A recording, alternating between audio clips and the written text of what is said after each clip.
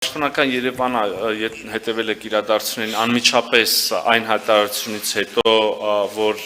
խաղաղության համաձայնագրի տեքստը համաձայնեցված է, առաջարկել է սկսել խորհրդակցություններ, որոշելու համաձայնագրի ստորագրման տեղը, ժամը եւ մյուս մանրամասները։ Այս պահին մենք նույն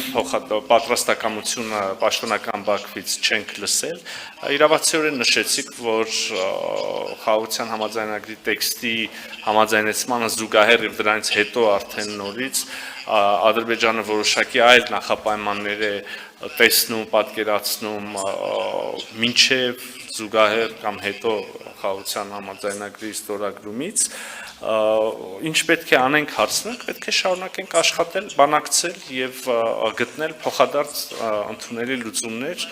արժանապատիվ լուծումներ եւ երկարատև խաղաղություն ապահովող լուծումներ, այլընտրանք ուղղակի չկա։ Այս պահին այո, չկա ըմբռնում, որտեղ եւ երբ պետք է ստորագրվի։ Մենք ուզում եմ մեկ անգամ եւս ասել, պատրաստ ենք հնարավորինս արագ ներգրավել այդ գործընթացում եւ դնել մեր ստորագրությունը։